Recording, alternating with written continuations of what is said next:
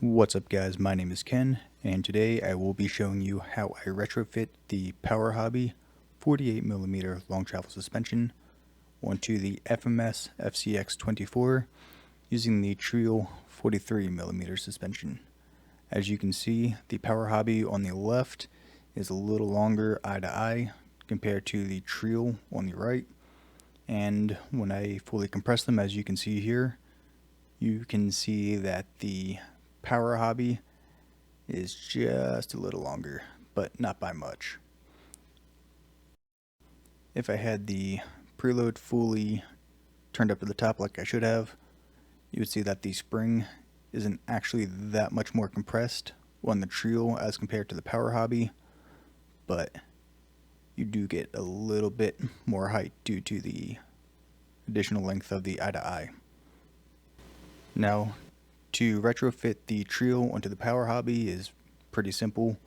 All you're going to undo is unscrew the cap and the spring retainer and simply swap them over, as you can see here. Now with the Power Hobby, their springs are a little different as far as their stiffness goes. On the Power Hobby, I believe the gold is actually the softest, which is what I went. So the Trio and the Power Hobby, they have the same thread, same diameter, and I'm not sure if other brands are going to be exactly the same, but they should be.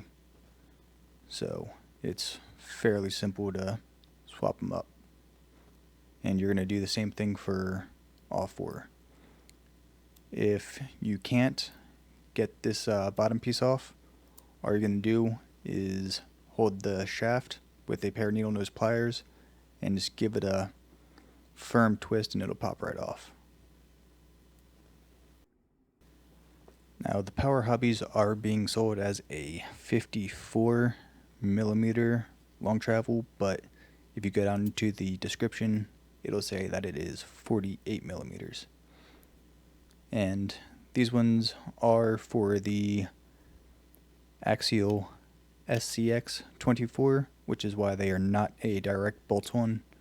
So all you're going to have to do is change out the caps. So you will unfortunately have to buy 2 sets of suspension if you want to do this, but it's not that big of a deal. And if you already have an FCX that you wanted to change the suspension on anyway, then you can still use the Trio suspension on your axial. I don't have one, so they're kind of sitting around useless right now, but maybe one day I'll put them on something else. So here's what it looks like fully assembled, and because I used the soft gold springs, I didn't actually change my ride height at all, but at the same time I didn't gain any additional flex.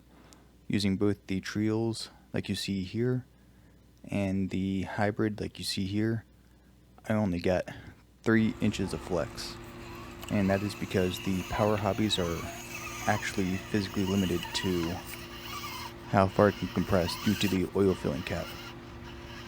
So what I actually did was I took a couple O-rings and I put them on the ends of the caps, and then I screwed the cap back on to gain just a little bit more travel out of it.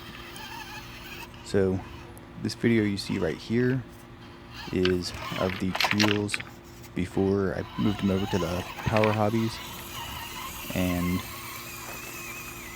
I'm just climbing up what I like to call Mount Everchange.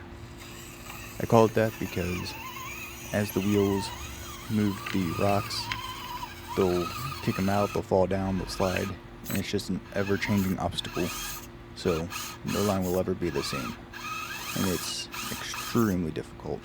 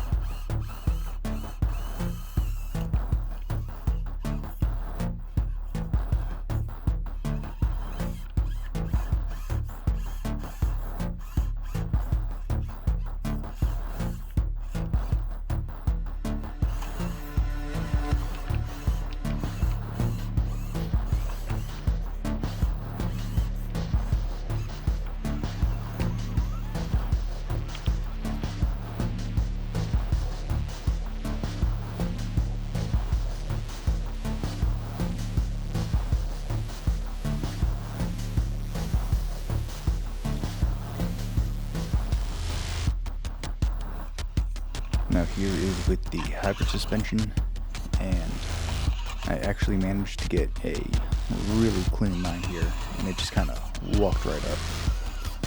So having that little bit of extra wheel travel is nice because the tire does reach down a little lower, but that was just a really lucky run.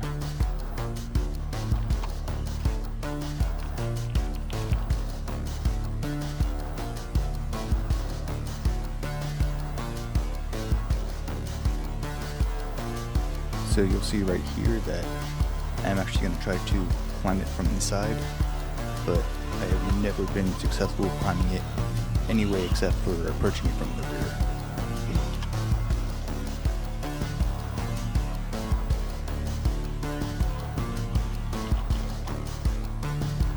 Oops. Hold on. Squirrel!